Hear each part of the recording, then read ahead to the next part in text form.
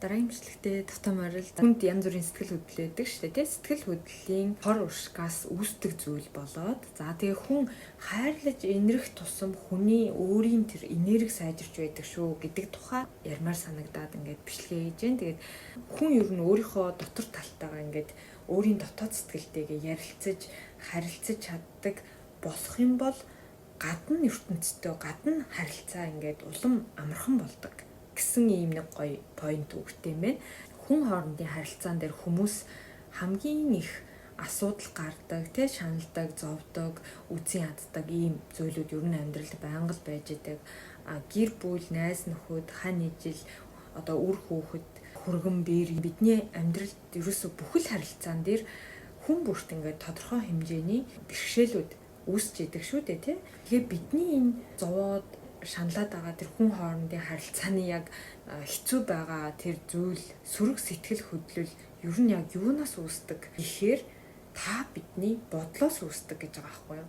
Яг тэгэхээр та тэр юу гэж бодно, юмыг юу гэж харна, ерөөсөө түүнээс тэр харилцаа төвхтөө байх юм уу, амархан байх юм уу гэдэг зүйл гарч ирж байгаа. Хүн ер нь тархиа аль болох ашиглахгүй байх нь хүн хоорондын харилцаан дээр хамгийн сайн гэж хэлсэн байна. Тархиараа бид нэр юмыг бодоол тэр хань ижилтэйгээ, үр хүүхдтэйгээ, аав ээжтэйгээ, ах дүүтэйгээ ингээл найз нөхдөдтэйгээ харилцаал ах юм бол мэдээж дандаа сөрөг сэтгэл хөдлөл үүсэдэг. Яг тэгэхээр таны тархи тэрийг гоёор бодохгүй л бол штэ.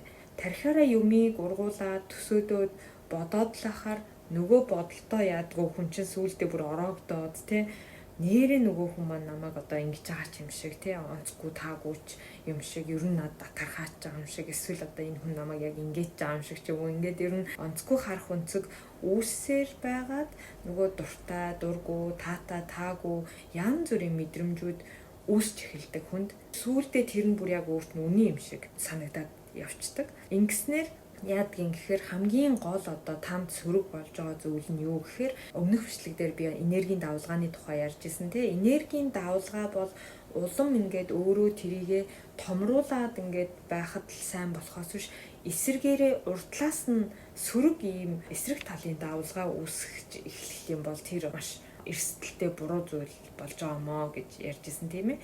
Яг тэрэн шиг та бидний одоо тархинд бодоод байгаа бодол маань сөрөг сэтгэл хөдлөлийг бий болгоод тэгэхээр тэр нь хүний энергит яаж нөлөөлөх вэ гэхээр эсрэг талын давлгааг өөртөө бий болгож гин гэсэн үг байхгүй. Тэгээд эсрэг талын давлгаа ингээд үүсчихээр хоорондоо мөргөлдөх юм бол маш хүчтэй одоо юу гэдгийг өвдөлт үүсгдэг. Дээрэс нь одоо эсрэг талын тэр давлгаа өөртөө илүү их үүсгээл ах юм бол сөрөг мэдрэмжүүд л улам илүү болоод байна л гэсэн үг. Тийм учраас аль болох өөрийнхөө энергийн давлгаагаа томруулах нь хамгийн зөв гэж байгаа. Хамгийн чухал гэж байгаа. За тэгээд дэлгэрэнгүй сонсохыг хүсвэл миний өмнөх бичлэгийг бас та бүхэн маань сонсоод үзээрэй гэж бодож байна. Мэдээж яагач болохгүй те яагач таарахгүй хүн байна штэ бас хүнд. Тэгэх юм бол аль болох орхих гэдэг бас нэг аргыг сонгол бас зүгээр гэж бодож байна. Сүүлийн үед бас нэг яригдж байгаа энергийг хөдөлгөх хүчин зүйл гэж бас байна л да. Энэ болохоор юу вэ гэхээр арцгны булчингуудын хэсэг гэж байна. Та нар одоо сонсчихсан уу? Би бас анх удаа уншиж байна. Тэгээд энэ энтикээс ингээ хятад руу ороод хятадаас Япон руу орж ирсэн юм арга юм байна л да. Юунд хамгийн их нөлөөлдөг вэ гэхээр эмгтээлэг энергийг ер нь бол сэргээх гэдэгтэй маш их холбогддог тэр хэсгийн булчингийн хэсэг юм байна. Тэгээд гидэс тэр арцэг орчмын тэр лимпийн судаснууд ер нь лимп гэдэг байгаа тийм лимпийн судаснууд хөдөлгөөнийг маш ихээр мэдэрдэг хүний одоо бие биендээ хүрэх тийм бие биенхээ гарт хүрэх. За тэгэл ялангуяа одоо хүний чигчээ хуруу гэдэг зүйл бол зүрхтэй холбоотой учраас тэр нь хайрыг илүү мэдэрдэг ч гэдэг юм уу. За тэгээ хүүхэд гидсэнд байхад хөдлөхөд бас тийм за тэгэл бие биенээ тэрвэрх гэл маш олон тэр хүний хайрлах энэрх хөдөлгөөнийг лимпийн судаснууд мэдэрч улмаар хайр мэдрэгдээд нөгөө эмгтээлэг энерги гэдэг зүйл маш их сэргэж өрөвдөж хайрлах энэрх тэр сэтгэлийг бий болгож идэг юм байна. Тэгээд энэ нь ямар ч нөхцөлгүй хайрлах хайрыг үүсгэдэг, бий болгодог. Ямар ч нөхцөлгүй хайрлаж энэрж ингэж хүнийг өрөвдөж чаддгаараа хүний энергийн урсгал бас маш их сайжирч өгч идэг. Энэ яг өөрийнх нь сэтгэл хөдлөлийн уршигаас одоо харилцаа маш их доолдож эхэлдэг гэдэг. Бүхэл харилцаан дээр энийг та бүхэн бас анзаарч байгаах ингээд сонсохоор яалтчгүй л одоо нэг юм ингээл чи өстө ингээд өчхгүй маа гэл хүнээс шаардахад тэнд зөрчил үүснэ үсттэй тий. Тэгээ нөхцөлгүй хайрлаж нөхцөлгүй ингэж шалтгаангүй харилцаж чадсанаар сэтгэл хөдлөл гэдэг зүйл маш их ингэж чөлөөлөгдөж өгч идэг юм байна л да. Өөрийгөө маш их ингэж чөлөөлж байдаг. Тэрийгэ дагаад ямар ч харилцаа ингээд эвтэй найртай сайн байх боломжтой болж ирж байгаа. Яг тэгээ бидний тэр бодсноор санснаар юм болохгүй болоод ирэхээр л яадгийн нөө сөрөг зүйл тарих ингэж бодсоор байгаад бодсон бодол маань сөрөг сэтгэл хөдлөлийг үүсгэж эхэлдэг.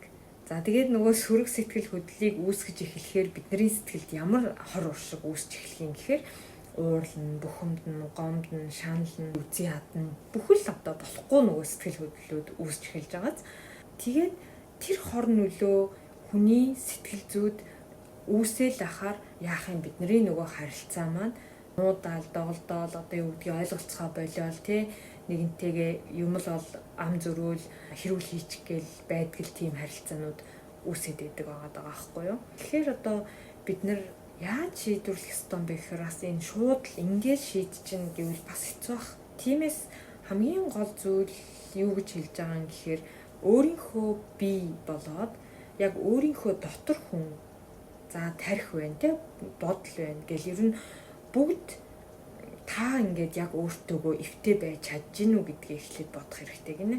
Өөртөөгөө зөрчилтэй хүн бусдтай ингэж эвлэж байж ер нь олж чадахгүй. Би одоо яг ингэмээр байгаа мó, би одоо яг тэгмээр байгаа мó гэдэг ингээд нэг тийм нэгэсэндээ өөрийгөө олоогүй юм байна штэ.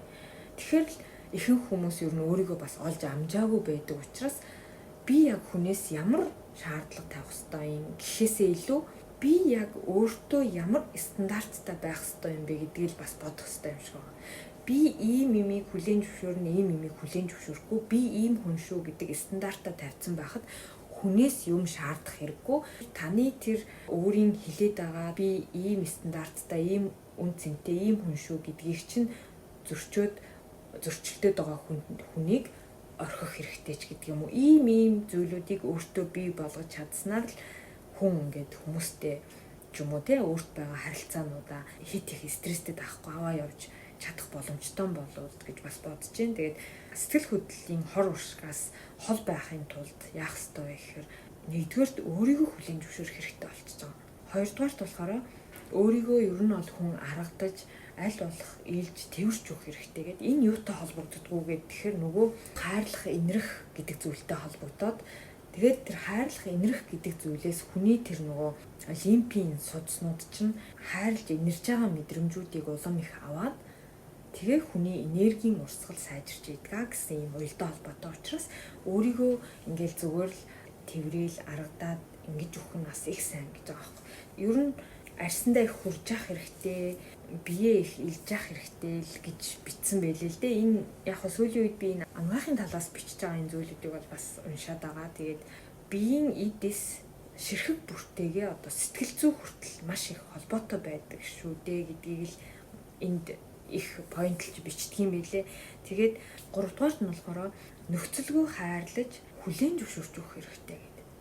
За ингэж чаддаг болсноор гаднах ертөнцтэй, гадна хүмүүстэй нэг ёсондоо бусдтай ямар ч харилцааг эвтэй найртай, стрессгүй ингээд байлгаад аваад явах боломжтой гэсэн үг болж байгаа.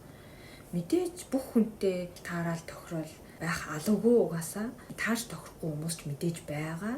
Тэгэхээр түрүүний хэлснээр одоо хол байх, зайгаа барих гэдэг бас арга байж болно тийм ээ. Үнэхээр гэр бүлийн хамгийн ойр байдаг, байнга харилцах шаардлагатай хүмүүсээ бид нар ингээд орхиод ээж бас болохгүй шүү дээ. Тэгэхээр тэнд яах ёстой юм бэ гэхээр тэр хүмүүсээ аль болох нөхцөлгүй хайрлах хэрэгтэй. Ямар нэгэн шаардлага хит тавихгүй байх хэрэгтэй. Тэгээ гол нь одоо хайрлж өгсөн гэд буцааж намайг бас ингэж хайрл гэдэг тэр зүйлийг л харахгүй байх юм бол өөрийгөө өвтөхгүй байх хамгийн том шийдэл гэж бодоод байна. Тэгээд энэ дээр бас хүн болгон адилхан бодохгүй байж магадгүй. Гол нь хүн өөртөөгөө өөрийн дотор хүн дотоод сэтгэлтэйг ойлголцоогүй байх юм бол бусдтай бас л яг тийм байдаг учраас хүн хоорондын ямар нэг харилцаан дээр таагүй сэтгэл мэдрэмж ингээл авсаар л байдаг юм байна л да. Тэгэхээр ерөөсөө хүн юунд хамгийн их поинтлж фокуслож өгөх ёстой. Тэндээсээ сэтгэл хөдлөл, эерэг сөрөг мэдрэмж авч байдаг учраас хамгийн таатай, гоё, дуртай зүйл те хайртай хүмүүсийнхээ сайхан зүйлд, сайхан сэтгэлд танд гаргаж исэн хамгийн гоё одоо зүйлд нь л ингээл фокуслож байх нь сэтгэл хөдлөлийг эерэг энергиэр ингэж дүүргэж өгч байна л гэж хэлээд байгаа. Тэгээ бид нар чинь өөр нь бол ингээл гаднаас л сэтгэл хөдлөлөө ингээл авах гал тий энэ хүн ингэж өгвөл би өөртөө үнэхээр баярлалаа ч гэдэг юм уу.